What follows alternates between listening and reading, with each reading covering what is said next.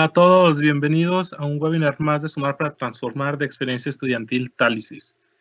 El webinar del día de hoy es Tecnología, Espacios Digitales y COVID-19, una mirada multidisciplinaria, impartido por Pablo Aguilera, internacionalista en Red en Defensa de los Derechos Digitales.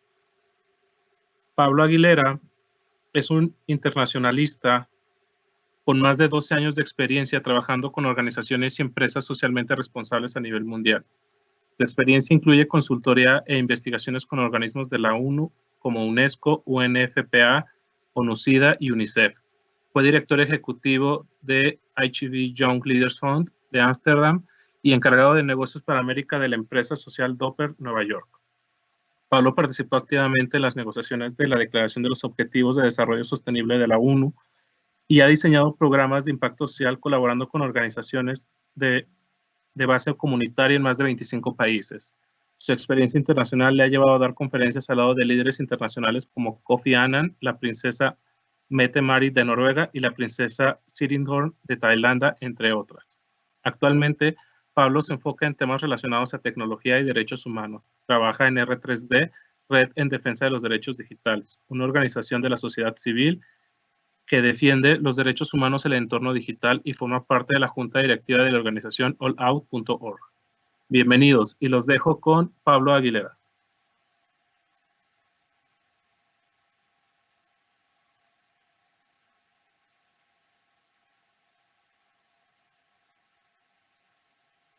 Pablo, creo que tienes mute. Perdón. Hola, ¿cómo están? Estoy muy feliz de estar aquí con ustedes. Muchísimas gracias por la invitación. Muchísimas gracias a Alex y a Tálisis. Y pues bueno, qué bueno que podamos compartir este tiempo, ya que todos y todas estamos en casa, porque creo que estos espacios son muy importantes, ¿no? Compartir lo que sabemos, compartir lo que hacemos, pues no solamente hacen más llevadera la cuarentena, sino que también nos ayuda pues a enriquecernos y a entender un poco mejor qué es lo que está pasando en este contexto. Especialmente, pues el tema que vamos a tocar se trata sobre tecnología y espacios digitales, que yo creo que si ustedes están aquí bien saben que pues los espacios digitales y la tecnología es donde estamos ahora la mayor parte del tiempo, ya sea porque estamos trabajando o porque estamos en contacto con las personas que queremos o porque queremos obtener información real y pues al tiempo adecuado sobre lo que está sucediendo con la crisis de salud pública. Entonces, pues por eso creo que es muy importante que toquemos este tema desde una mirada en la que nos permite no solamente vernos sobre cuál es nuestro papel en el uso de la tecnología y de los espacios digitales, y también sobre más o menos cuál es el contexto y cuál es el futuro, cómo va a quedar la tecnología o cuáles son los pros y los contras de este desarrollo tan rápido que se está dando con la tecnología. Y pues como ya lo comentaba Alex, mi visión es desde las relaciones internacionales, que esa es como mi base de formación, pero pues en realidad voy a tratar como de darle también un visto más desde la tecnología y también un poco sobre cuál es el contexto legal y de lo que está sucediendo, ¿no? Entonces, les voy a compartir mi pantalla. A ver, ¿ahí ya la están viendo? Espero que sí. Bueno.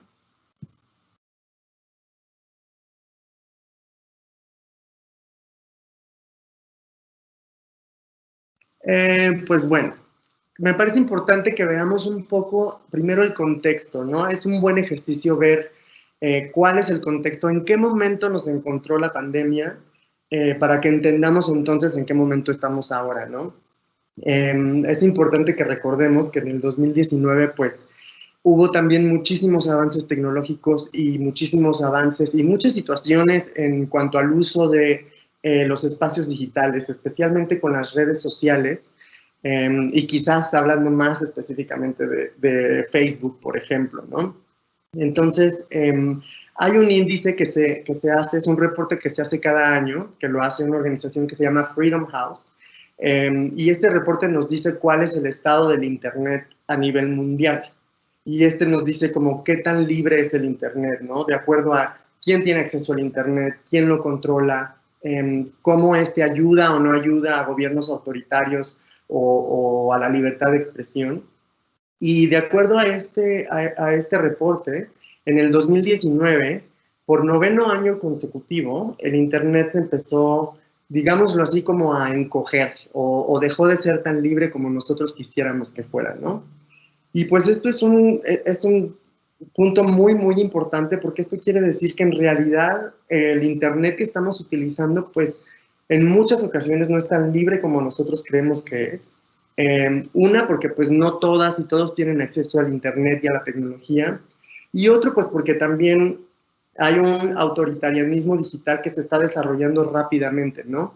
¿Esto qué quiere decir cuando decimos autoritarianismo digital? Es que pues gobiernos o empresas o ciertos poderes que están al servicio de ciertos o específicos intereses utilizan la tecnología o utilizan el Internet para sus propios intereses, ¿no? No solamente para crecer sus negocios, sino mucho, que es lo que vemos y que es lo más común, para acceder a datos personales de usuarios y de usuarias y pues para coartar libertades de expresión, o en casos como en muchos países de Asia, pues también vemos que se utiliza para, pues para objetos de vigilancia, ¿no? De vigilancia capitalista, y pues para coartar las libertades de expresión de grupos que están pues en pro de los derechos humanos.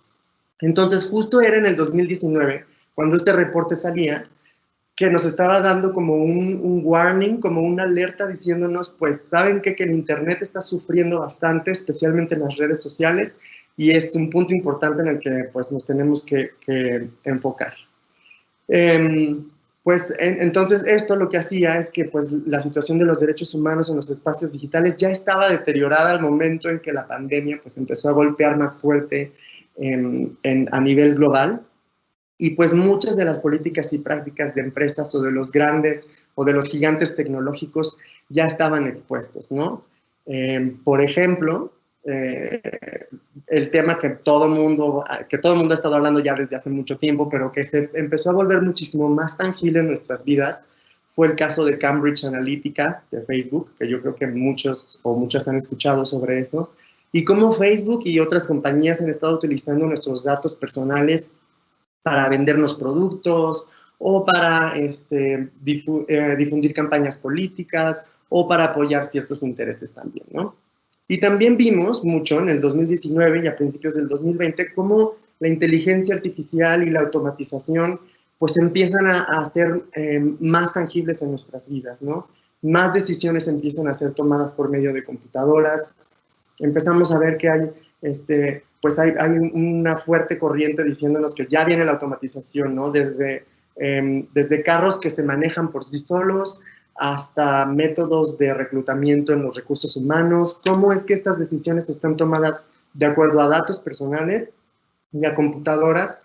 Y pues estos temas ya estaban como en la mesa y ya estaban causando bastante furor entre defensores y defensoras de derechos humanos, y ya nos estábamos preguntando un poco como qué es lo que está pasando con esto a nivel mundial, ¿no? Y pues fue justo eso, por ahí, digamos, de diciembre, enero, febrero, que empezó a pegar la pandemia, que estos temas, pues no solamente empezaron a cobrar más importancia, y pues que además la tecnología se empezó a utilizar y emplear solamente en pro de la pandemia, ¿no? Entonces, esto también llega en un momento de un movimiento internacional que empieza a cuestionar el uso de software y de tecnología de máxima vigilancia, ¿no? Que hay un capitalismo que también está muy estudiado y hay muchas bases científicas, que ahorita vamos a ahondar un poco más en eso, sobre cómo se utilizan estas tecnologías precisamente para vigilar lo que hacemos como ciudadanos y como ciudadanas y para qué sirve esta información, ¿no? Y de acuerdo a qué poblaciones es que están estas tecnologías siendo utilizadas y para qué y quién se está beneficiando con esto. Y pues bueno, este movimiento ha sido muy grande, que es un movimiento del que somos parte desde R3D. Y hablándoles ahora un poquito más particularmente del contexto mexicano, Les voy a platicar un poco de R3D, la Red en Defensa de los Derechos Digitales, que es la organización con la que colaboro, además de otras. Y pues bueno, somos una organización mexicana defendiendo los derechos humanos en el entorno digital, y nos basamos en el litigio estratégico, en estrategias de investigación y campañas sociales también, pues para generar un poco de atención a todo lo que es el uso de la tecnología y por qué debe estar basada en los derechos humanos. Entonces, en el contexto mexicano, la pandemia nos encuentra en el entorno digital, pues vimos un montón de campañas de desinformación, ¿no? Vimos que la desinformación, de hecho México está considerado como uno de los países de mayor producción de campañas de desinformación, y pues esto al momento de la pandemia nos pega fuerte, porque entonces vemos que la desinformación viaja a una velocidad muchísimo más rápida que pues la información que es confirmada, o la información que está basada en hechos científicos, o que viene pues de fuentes que son fidedignas o de fuentes que son institucionales.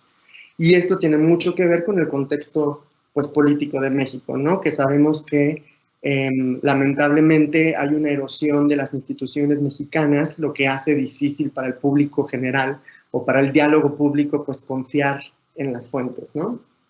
Y pues en temas de vigilancia también, o de tecnología de vigilancia, no sé si por ahí recuerdan o supieron de una campaña que se llama Gobierno Espía, que la organización R3D junto con otros aliados pues estuvimos trabajando.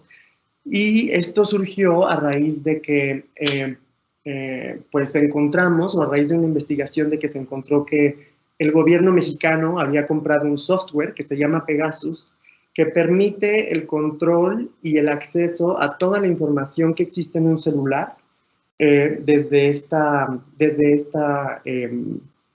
plataforma. Entonces, el gobierno mexicano compró esta plataforma y la empezó a utilizar para espiar a periodistas y a defensores de derechos humanos, y pues esto generó una gran controversia sobre cuáles son los lineamientos y cuál es el marco legal al que está sujeto el gobierno mexicano y las empresas sobre el uso de este tipo de tecnología, ¿no? Y ya tiene más de 2 años de esta campaña y aún no existe un marco legal y aún no hay claridad y transparencia de cómo esta tecnología ha sido utilizada. Y esto es importante para el contexto, porque más adelante vamos a ver que esta tecnología quiere regresar ahora, pues bajo el contexto de la pandemia, diciendo como, pues es necesario porque necesitamos saber quién tiene el virus y cómo se propaga y todo esto, y pues hay que ser cuidadosos porque pues las medidas temporales pueden de hecho ser bastante permanentes, ¿no? Pero esto vamos a ver un poco más adelante. También vimos y seguimos viendo amenazas a la neutralidad de la red, ¿no? Específicamente ahora hay una campaña que tenemos y que les invito a entrar también, que se llama Salvemos Internet, salvemosinternet.org, en donde pues estamos urgiendo al IFT, al Instituto Federal de Telecomunicaciones, para que se alinee a los derechos humanos, y de hecho todos los lineamientos que surjan sobre la neutralidad de la red pues no sean en beneficio de empresas, sino que sean en beneficio pues de nosotros, ¿no? De los usuarios y de las usuarias. Y también vimos con la nueva administración, vimos una corriente fuerte sobre impuestos a plataformas digitales, que nos parece que, pues de hecho sí, ¿no? Es importante que las plataformas, siendo pues gigantes de la tecnología y haciendo uso de la infraestructura, pues hagan pago de impuestos, pero nos surgía un poco de duda sobre cómo esto sería aplicado en un contexto de libertad de expresión, ya que decían que pues que estos impuestos, al no ser pagados, entonces el acceso a estas tecnologías o el acceso a estas plataformas iba a ser cortado, ¿no? O iba a ser bloqueado.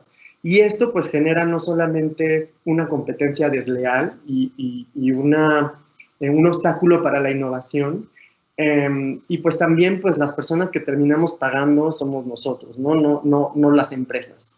Entonces, estábamos en este pleito cuando de pronto pues nos llegó la pandemia, y entonces empiezan como que a surgir todo el tipo de soluciones tecnológicas, ¿no? Impulsadas por el gobierno y por las empresas, diciendo como, nosotros tenemos la solución, nosotros sabemos cómo hacer con la pandemia. Y pues es importante que reconozcamos que muchas de estas medidas que se están promoviendo como medidas temporales, pues en realidad tienen un efecto permanente, ¿no? Esto nos lo dice la historia, nos lo dice en muchas situaciones, no solamente de salud pública, pero en muchos otros contextos, pues vemos que cuando se toman algunas veces medidas temporales son permanentes, y por eso quise poner esta cita de Edward Snowden, que es un whistleblower bastante conocido, seguramente han escuchado de él, y estaba escuchando una entrevista el otro día con él, donde estaba hablando de todas estas tecnologías, y él decía que pues hay que tener cuidado porque precisamente no hay nada más permanente que una medida temporal. Y yo creo que eso es a lo que nos estamos enfrentando ahora con estas medidas que empiezan a surgir. Entonces, ahora me parece importante que pasemos a hacer un análisis muy breve de cuál es el rol que las empresas y los gigantes tecnológicos y las plataformas digitales están jugando en este momento de la pandemia. Es muy importante que veamos que toda nuestra vida está en las plataformas digitales, ¿no? Lo que hacemos, a dónde vamos, a quién conocemos, con quién nos relacionamos, cómo nos relacionamos, en qué horarios, desde lo que comemos hasta lo que vestimos, está todo volcado en el mundo digital, y por eso se vuelve tan importante que nosotros, como usuarios y como ciudadanos, tengamos el control de eso, tengamos el control de qué es lo que las empresas saben de nosotros, cómo lo utilizan, para qué lo utilizan, y pues asegurarnos de que está utilizado para nuestro bien y no para vendernos más cosas, para nuestro mal, o para ser vigilados o para deteriorar nuestros derechos humanos. Entonces, algunos ejemplos de cómo están jugando o qué rol están jugando las grandes empresas y los grandes gigantes tecnológicos en la pandemia, y más allá de la pandemia también, es, por ejemplo, los Loom Balloons, que se están ahorita implementando en Kenia, que son una iniciativa de Google. Y estos globos son globos aerostáticos, me parece que son 24, y que están desplegados todo sobre Kenia, y están encargados de dar acceso a Internet a todos los habitantes de Kenia, y dan me parece que es una velocidad de 4G, una cosa así. Y pues esto es muy importante porque imaginemos que estos gigantes tecnológicos han empezado a jugar el papel del Estado o han empezado a jugar el papel del gobierno. Y pues qué bueno, porque cuando lo vemos así es algo necesario, ¿no? En muchos casos, como es el caso de Kenia, es un país que pues lamentablemente no tiene la capacidad para otorgar la infraestructura necesaria para que todos los habitantes o todos los ciudadanos y ciudadanas tengan acceso al Internet, que en este momento es muy necesario. Pero entonces vemos que una compañía como Google está dando este servicio. Y qué bueno, y nos parece maravilloso que sea gratis, pero siempre que algo así viene de un gigante tecnológico y que dicen que es gratis, siempre es importante preguntarnos qué tan gratis es, porque en muchas ocasiones pues lo que nos están cobrando son nuestros datos personales. Entonces, imaginemos que Google está dando este servicio a todo un país, que me parece que es del tamaño de todo California, digamos así. Y que entonces ellos tienen todo el conocimiento de qué información está accediendo la gente, también tienen control a qué tipo de información acceden, cómo lo usan, cuándo lo usan y de qué manera. Y pues esto no solamente genera un conflicto pues de límites en cuanto a Estado y a empresa, sino que también genera un conflicto social en cuanto a quién tiene acceso a y por qué es que Google tiene o va a proveer la capacidad al Estado de proveer este servicio que ya está considerado un derecho humano y que ya está considerado un bien esencial, ¿no? También tenemos a Tesla otorgando paneles solares en algunas comunidades que no tienen acceso a a electricidad, especialmente a hospitales, que también es muy importante, pero como decíamos, nada de esto es gratis. Microsoft está otorgando también gratuitamente soluciones educativas.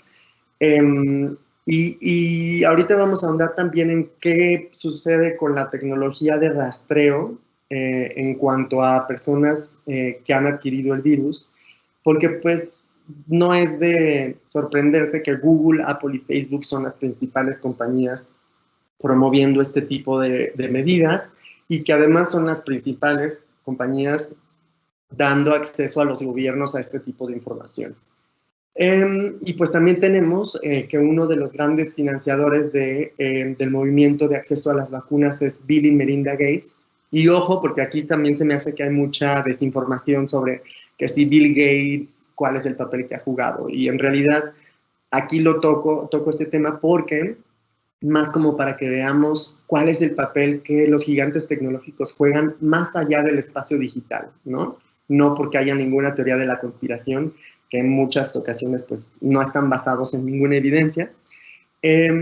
Y otros medios de automatización que de hecho estábamos discutiendo por ahí del finales del 2019 y que ahora pues con lo de la pandemia se ha salido un poco todo de contexto y pues hemos terminado por aceptar situaciones o tecnologías que normalmente fuera de este contexto no aceptaríamos. Esta es una foto que estos son los globos que están volando por Kenia, que están otorgando el acceso a Internet. Y pues sí, la verdad es que se ven muy padres. A mí se me hace que es más como de una película como de ciencia ficción, pero pues la realidad es que creo que ya rebasamos un poco la ciencia ficción sobre lo que realmente sucede, ¿no? Perdón que te interrumpa. En la presentación siento como que le estás cambiando porque dices ahorita vemos lo de los globos, pero nosotros seguimos viendo solamente la portada. Entonces Ay, no sé ¿no si... has visto nada? No, Ay, no me digas. A ver, espérame. ¿No han visto nada, nada, nada? no se ha seguido viendo la portada todo el... A ver. ¿Ahí ven? ¿No ven ahí?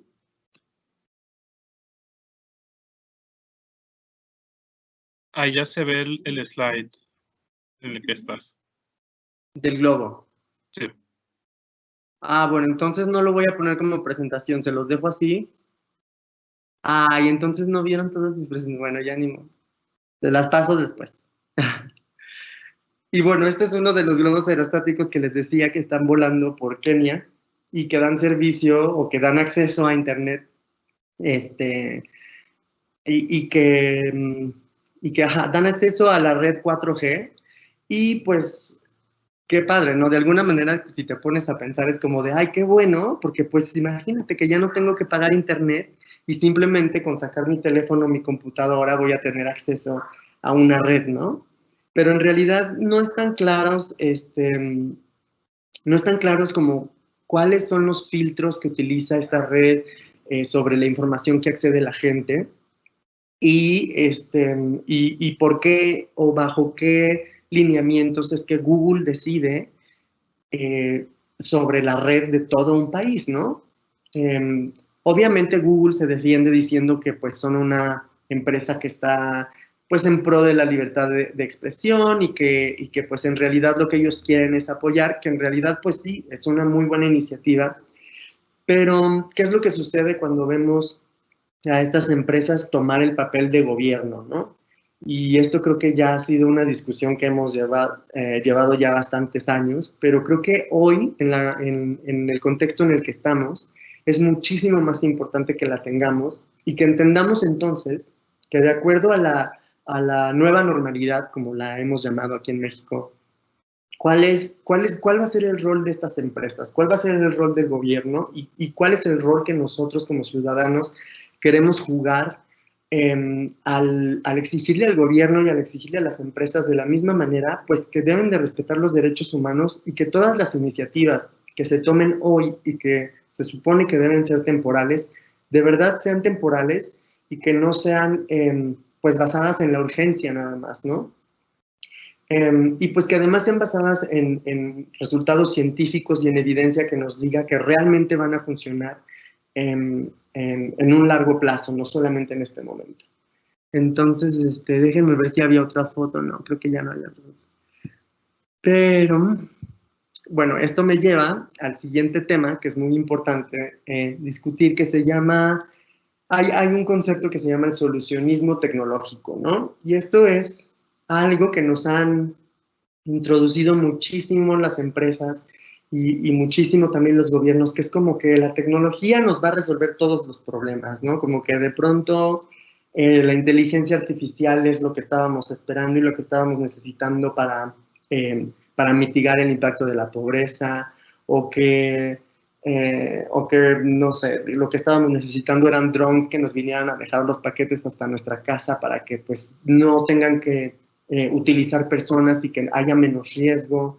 Y todas estas soluciones que de alguna manera para nosotros en algún momento suenan muy bien, que también hay un concepto que a mí me gusta mucho tocar, que se llama el surveillance seduction, que es como la seducción de la vigilancia, que es como de, algunas veces nosotros como usuarios decimos como, está bien, no importa, llévate mis datos, o te doy mi privacidad a cambio de que me des este servicio, porque pues se ve muy cool y la verdad es que me vas a facilitar la vida.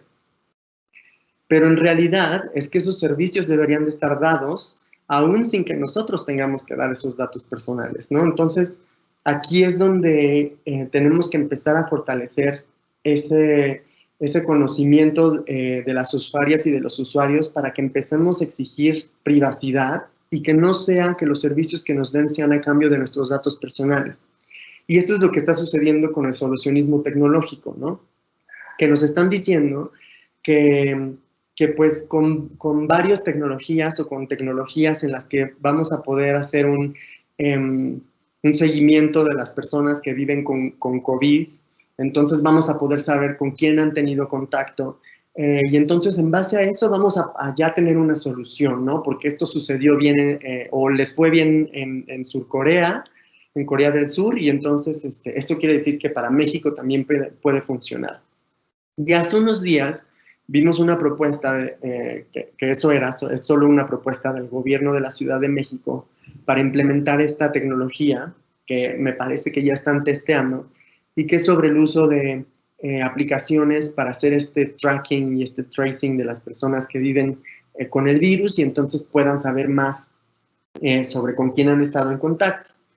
Y pues sí creemos que puede ser algo que pueda ayudar, pero al mismo tiempo hay muchas cosas que tenemos que tener pues en cuenta, ¿no? Y que nosotros como usuarios y como ciudadanos debemos empezar a cuestionar. Una es que no existe una base científica que nos diga que el tener la vigilancia sobre estas personas va a ser una solución. No existe todavía en el mundo una evidencia científica, al menos que desde las organizaciones que están trabajando en tecnología pues haya resultado, no existe. Existen algunos estudios que dicen que sí ha ayudado, pero en los momentos que ha ayudado ha sido cuando están paralelas a otros programas. Es decir, que cuando tienes un programa robusto basado en salud pública y que además tienes un programa de testeo masivo, este tipo de tecnología sí funciona. Pero no puedes garantizar que esta tecnología va a funcionar si en un país como México no hay programas masivos de testeo, ¿no? Solamente te dicen, vamos a tener esta aplicación y ya, pero no hay ningún programa paralelo de salud pública ni de comunicación social. Y aquí es donde hay que tener cuidado, porque como país no tenemos buen historial en el uso de software y tecnología de vigilancia. Y entonces que nos vendan una tecnología de este tipo suena muy bien y muy tecnología de punta y muy país desarrollado, pero pues en realidad hacen falta muchos otros sistemas para que esto pueda funcionar bien.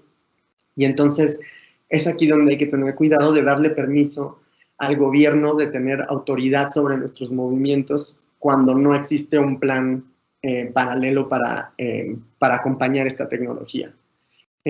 Por supuesto, otro principio es que cualquier solución tecnológica que se nos proponga, no solamente como tecnología de desarrollo como inteligencia artificial u otras cosas, sino también como espacio digital, ¿no? Desde Facebook, Twitter y otros espacios digitales en los que nos comunicamos, es que sus principios rectores deben de estar basados en los derechos humanos y en la igualdad. Y esto quiere decir que cuando nosotros hacemos un análisis, por ejemplo, del contenido que está siendo censurado o de las personas que tienen acceso a estos espacios digitales, pues nos damos cuenta que las personas que sufren más de violencia en línea o que sufren más de censura o que tienen menos acceso a estas redes, pues son las mujeres, son las poblaciones LGBT, son las poblaciones migrantes y pues otras poblaciones que ya de por sí son vulnerables. Y entonces, al exacerbar el uso de la tecnología, lo que estamos haciendo es acrecentar esta desigualdad y hacer que esta desigualdad tecnológica pues se profundice aún más estando en esta crisis de salud pública. Entonces, pues también eso es un dato importante, ¿no? La recolección de datos personales debe ser mínima y transparente. La información que las autoridades recopilan no solamente debe ser absolutamente privada y por supuesto debe estar protegida por la Ley de Protección de Datos Personales para empresas privadas y para el gobierno también, pero además debemos de asegurarnos que toda esa información que tienen debe ser mínima, porque además no sabemos cuáles son pues las medidas de seguridad que se van a utilizar, como la encriptación de la información, o quién va a tener acceso a estos datos personales y para qué se va a utilizar. Y a esto yo creo que es importante añadir que pues estamos viendo en México lamentablemente muchas prácticas de discriminación, no solamente en contra de las personas que han adquirido el virus, sino también con las personas proveedoras de servicios de salud. Y entonces esto genera muchas dudas acerca de quién va a tener acceso a esta información y cómo, qué tan segura va a ser, como es fácil de hackear o no, y toda esta información.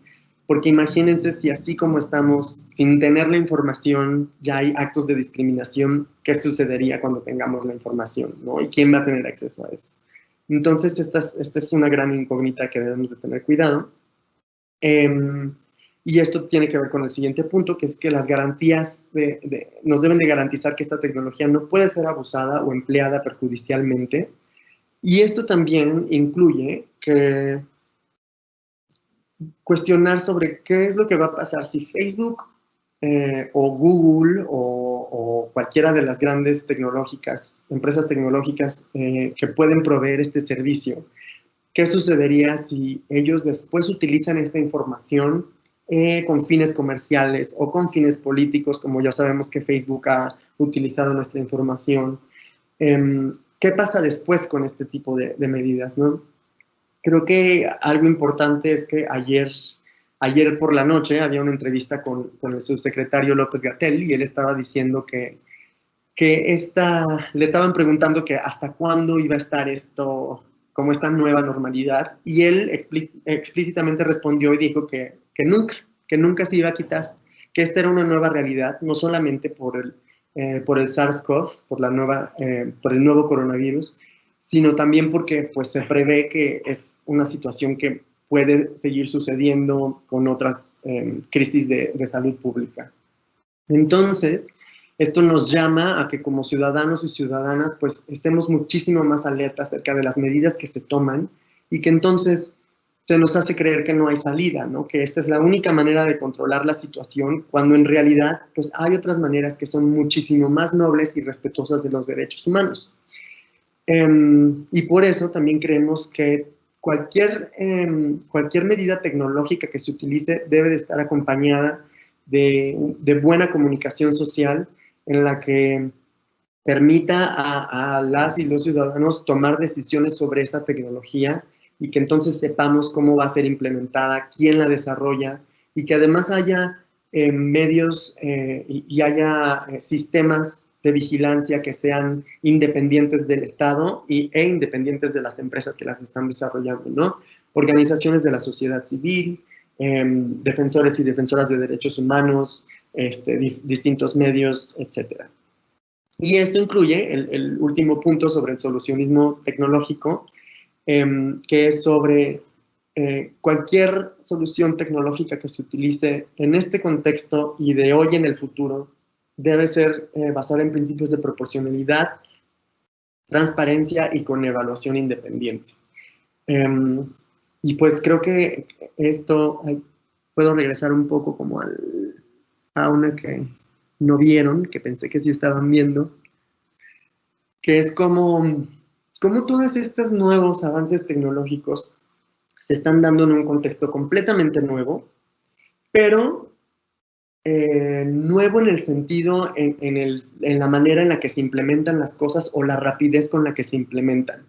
Entonces, si antes teníamos tiempo de cuestionar, porque ya había sucedido antes, pongo como ejemplo el huracán que impactó Puerto Rico, en el que Tesla tuvo muchísimo impacto porque proporcionó acceso a energía por medio de paneles solares. Google también proporcionó los Loom Balloons para dar acceso a la red, a Internet. Entonces, cómo todas estas cosas impactan de una manera permanente, aunque nos digan que son temporales. Y hoy también, por ejemplo, estaba viendo la conferencia de prensa del gobernador Cuomo de Nueva York, y él decía que se está reconstruyendo el tejido social, o que se va a reconstruir el tejido social de Nueva York con la ayuda de las empresas de tecnología. Y esto, aunque suene a veces bien, a mí me parece que suena más bien, pues un poco, a mí me da un poco como de curiosidad o temor, también me atrevo a decirlo, como cuánto control después de esto o con esta nueva normalidad van a tomar las empresas después de lo que ya tenían, que ya era bastante. Y cuánto control tenemos como ciudadanos y ciudadanas ahora que estamos en confinamiento y desde nuestras casas, y que pues no sabemos cómo se va a ver esta nueva normalidad. Entonces, estoy muy feliz de que este webinar sea con estudiantes o con universitarios y universitarias, y también con amigos y amigas, porque creo que estos son los tipos de conversaciones que debemos de empezar a tener, ¿no? Yo creo que como universitarios, uno de los grandes temores que tenemos, bueno, hablo de mi experiencia, es como cuando termine la carrera, ¿en dónde voy a trabajar? ¿Qué voy a hacer? ¿Cuál va a ser el contexto? ¿A qué me quiero dedicar? Y creo que pues los universitarios hoy en día no solamente se encuentran con un contexto de salud, en crisis de salud pública, sino que también va a ser un contexto económico bastante difícil, en el que, pues, además de las personas que ya están desempleadas, vienen los nuevos universitarios que también van a buscar trabajo. Y aquí es donde me parece que también hay una buena oportunidad, que es cómo podemos involucrarnos más en estos avances tecnológicos y cómo podemos apropiarnos un poco más también de lo que está sucediendo en este contexto.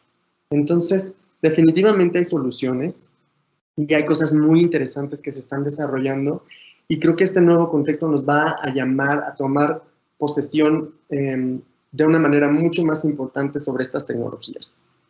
Se me hace que, bueno, no sé cuánto tiempo tenemos para preguntas. Tienes como 20 minutos más. Bueno, pues si quieren vayan, si tienen por ahí preguntas, o si quieren empezar a preguntar, podemos empezarlo a abrir un poco para que ahí las vayan poniendo en la plataforma. Y mientras tanto, pues eso, invitarles a relacionarse más con organizaciones que están trabajando en esto, y también a informarse un poco más, ¿no? Como que creo que hay una fatiga, que la hemos llamado infodemia, que es demasiada información sobre lo que está sucediendo, y entiendo que a veces no queremos saber más, no queremos ver las noticias, y eso es completamente entendible, pero también hay un beneficio para las personas o para los gobiernos o para los sistemas patriarcales y autoritarios que están desarrollando estas tecnologías, en el que nosotros pues no queramos ver las noticias, ¿no? Porque entonces, como ya no quieres saber más, estás menos informado sobre las decisiones que estás tomando todos los días. Entonces, pues bueno, es importante entender como universitarios, como estudiantes, como profesionales, cuál es nuestro papel en este nuevo contexto, cómo nos queremos relacionar a qué empresas le queremos dar nuestros datos y a qué empresas no. Y pues también que empezamos a entender que en este nuevo contexto social nos vamos a tener que trabajar y relacionar de nuevas formas, y esto requiere que pues construyamos nuevas maneras de protegernos, no solamente en contacto físico, sino también en contacto digital. No sé si ya están por ahí algunas preguntas o si no hay. Sí, ya hay algunas. Ay, es que no veo.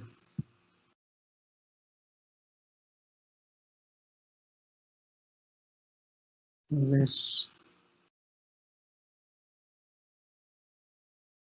Comenta Guillén, esa nueva normalidad, ¿por cuánto tiempo imperará?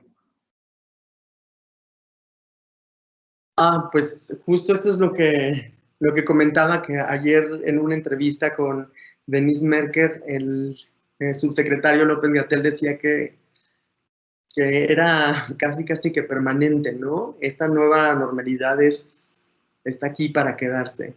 Y creo que, digamos que es temporal, no sé, pongamos un contexto o un escenario en el que es 1 año, 2 años.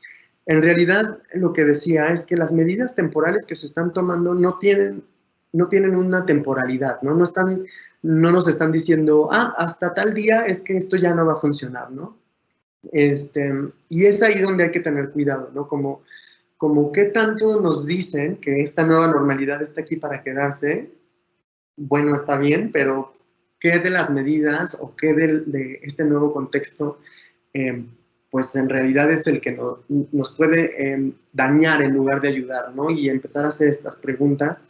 Y pues creo que todavía también es muy pronto para decir hasta cuándo esta nueva normalidad. Apenas también estamos viendo ejemplos de países que empezaron a levantar el confinamiento y que están teniendo segundas olas de infección, o que están teniendo nuevas, pues sí, nuevas infecciones. Entonces hay que ver cómo se comporta también por ahí.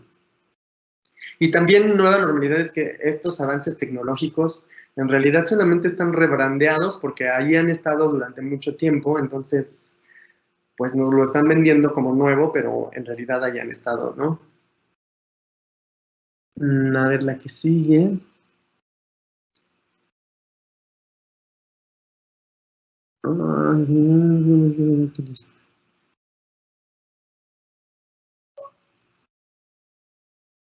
Bueno, creo que no son preguntas, pero bueno, compartí, bueno, tengo que no sé si puedo poner aquí, creo que sí. Ya cayeron otras dos, perdón, que dice, ¿qué tan real es lo de la vacuna que comentaron que está haciendo Bill Gates? ¿Es una conspiración? ¿Lo mencionas un poco? Sí, bueno, lo que es real es que Bill Gates está haciendo una gran donación y que tienen un gran centro de investigación sobre vacunas, pero esto ya estaba desde hace mucho tiempo. Como yo recuerdo que hace 12 años, cuando empecé a trabajar en temas de salud pública y en temas de derechos humanos, la Bill and Melinda Gates Foundation ya tenía este centro de investigación. Y la verdad es que a mí sí me parece que es una teoría de conspiración completamente. Yo no creo que haya sido, al contrario, me parece que han sido grandes comunicadores en el tema de hablar con gobiernos desde hace mucho tiempo y decir que pues, los gobiernos y los sistemas de salud pública tienen que estar preparados para este tipo de crisis. Entonces, siento que por toda esa comunicación y ese trabajo que han tenido de investigación y de trabajar con gobiernos en estos temas, pues han sido como señalados ahora como culpables. Yo no creo que sean culpables. Sí creo que Microsoft y algunas otras empresas pues se están beneficiando de la situación, pero bueno, es como yo tengo un producto y en un momento de necesidad y lo estoy vendiendo, pero por eso más bien hay que ver que sea proporcional, ¿no? Que no estén abusando de la situación y que también estén pues aportando. Me parece que están haciendo grandes donaciones a la investigación de las vacunas, y pues, no sé, será que me ha tocado ver de cerca algunos de su trabajo que no lo veo como tan mal, pero obviamente deben de estar regulados y deben de estar dentro de un marco de proporcionalidad y transparencia y de derechos humanos. ¿Cómo proteger o saber si nuestra información personal en la red es segura? Pues ese es un gran tema, Jessica, qué bueno que preguntas, porque precisamente el que estemos ahora tanto tiempo en la red nos hace un llamado a que tengamos más cuidado sobre la información que estamos compartiendo y quién tiene acceso a esta información. Y hay muchas medidas de seguridad digital que se pueden seguir. Ahorita les voy a compartir aquí un documento que no sé si todos pueden ver. Les compartí un link y es un documento de Google en el que puse ahí varias de las fuentes a las que me referí durante la presentación y ahí les voy a poner también algunas medidas de seguridad digital y otras fuentes y otros recursos que les pueden ser útiles, espero. Otra pregunta es, ¿sabes si los celulares de Android tienen el virus Pegasus? Pues cualquier teléfono puede ser infectado con Pegasus. De hecho, a una de las investigaciones muestra que con el simple hecho de recibir una llamada por WhatsApp, ni siquiera respondiéndola, este virus puede entrar en tu teléfono.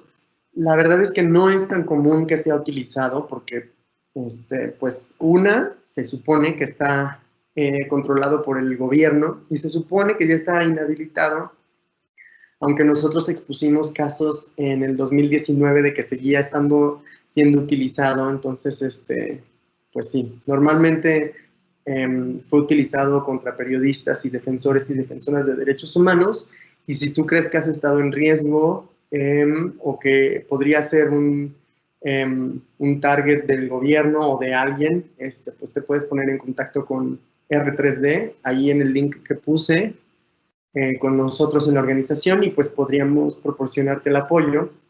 Y por esto también es muy importante pues siempre tener medidas de seguridad digital, las básicas, ¿no? Como autenticación de 2 pasos, diferentes contraseñas que no se parezcan entre sí, que no tengan nada que ver con tu vida personal, y varias cosas que ahí voy a agregar en ese documento. Les puedo agregar varias cosas, y si después de la presentación tienen más preguntas, las pueden agregar también a ese documento y yo con mucho gusto pues ahí las agregaré. No sé si di permiso de edición, pero puedo ahorita checar. Y a ver, veo otra pregunta. ¿Cómo evitar que información falsa o tendenciosa tome la fuerza que ha venido tomando? Este es súper, súper importante. La desinformación, como decía, viaja más rápido que la información basada en hechos. Y esto es, y está científicamente comprobado, que al compartir desinformación, de hecho, hay hasta desprendimiento de endorfinas. O sea, es de verdad un tema bastante fascinante y bastante desafortunado también, pero es importante entender cómo viaja la desinformación y por qué tiene más fuerza que la información. Y es precisamente eso, ¿no? Está basado desde la cultura y la educación hasta situaciones de riesgo y en contextos políticos, ¿no? Y esto es porque también en base a varias investigaciones vemos que no es algo exclusivo de personas o de bajos recursos o de personas con distintos niveles educativos. En realidad la desinformación viaja rápido en cualquier estrato social, y esto tiene que ver también, hay un índice que se hace cada año, que es el Edelman Trust, que es un índice que mide la confianza entre el diálogo público. Y esto quiere decir que nos ayuda a saber en quién confía la gente y en quién confía el público y por qué comparten esta información. Y este índice nos dice que la gente ya no confía en los medios convencionales de información ni en las instituciones, sino que confiamos mucho más en lo que te dice un vecino, en lo que te dice tu familia o en lo que te dice un amigo. Y eso es lo que hace que nadie compruebe o que las personas no vayan y vean, a ver, esta información es real o no, y entonces la esparcimos sin preguntar.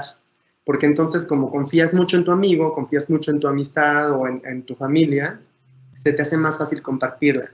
Y esto ha generado pues la viralidad de muchas de estas informaciones, ¿no? Y de estas teorías de la conspiración en un momento tan importante de crisis pública, de crisis de salud pública. Entonces, por eso siempre es muy, muy importante tener a la mano alguna plataforma de verificación de datos. Animal Político tiene una que está funcionando bastante bien, me parece. Hay otra que uno de nuestros aliados también está trabajando, que se llama verificovit.mx. Esa está muy buena también y tienen una plataforma en Telegram y todos los días ahí también comparten información. Y pues es importante también que nosotros mismos seamos quienes cortamos esas cadenas de desinformación, ¿no? En el momento en el que te llega una campaña, verificar los datos, buscar que haya sido corroborada por un medio fiable, por alguna institución, por alguna autoridad, y entonces en base a eso saber si la compartes o no, eso es muy, muy, muy importante. Ajá. ¿Cómo se puede educar a los usuarios de las redes para evitar que se difunda información falsa o caigan en fraude? Bueno, pues es relacionado a eso. Creo que siempre cuestionar de dónde viene la información es muy importante, ¿no? No porque me la dio mi papá, mi mamá o mi amigo es real. No porque la vi en Facebook, es más, eso es, cuanto menos si la vi en Facebook es real, es siempre cuestionarnos de dónde viene, cuáles son las intenciones.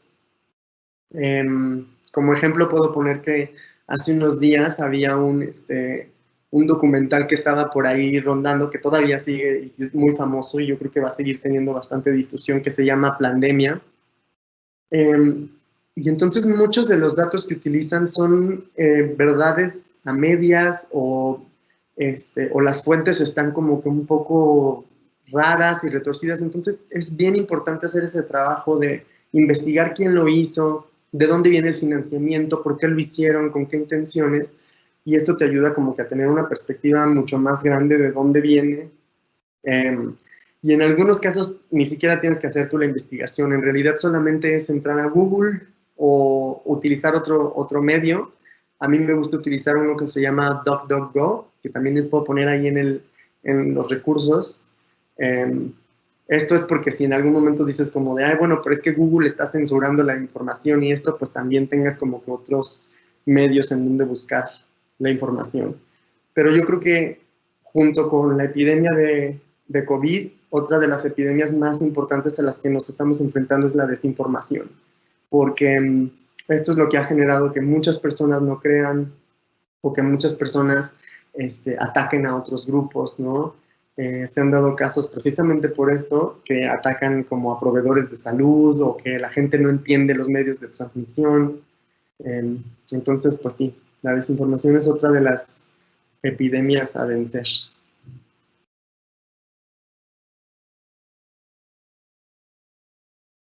Y pues ya, gracias por las felicitaciones. Y pues como ya dije, yo dejo el canal abierto. Por ahí pues, vuelvo a poner por aquí mis datos. Déjenme les comparto. Me parece que son temas bastante relevantes que vamos a seguir viendo y que ojalá que podamos tener más oportunidades de discutir y que ustedes como universitarios y como universitarias pues sigan empujando porque estos temas sean parte de su currícula y que tengan espacios de discusión, pues que les den una formación crítica sobre de dónde vienen estos. Y pues nada, ojalá que les haya gustado. Es muy poco tiempo para hablar de tantas cosas, pero me pueden contactar cuando quieran y yo estoy feliz de continuar la conversación o de compartirles recursos. Si les interesa saber más de R3D o si quieren encaminar su carrera hacia derechos humanos y tecnología, también estoy feliz de tener más conversaciones al respecto.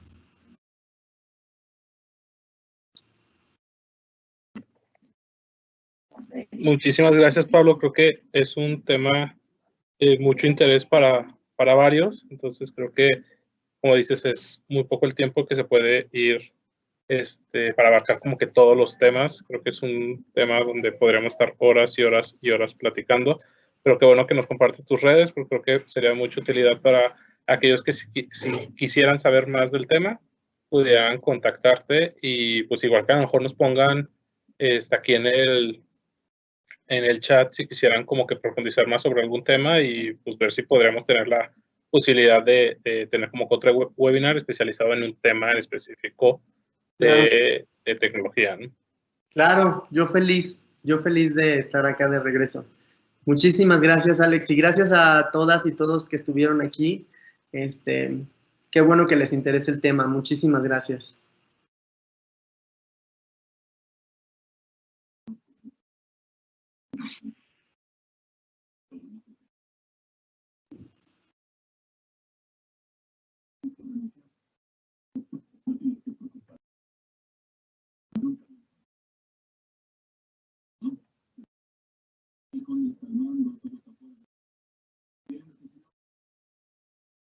Matarán a Ethan, también matarán a Benny.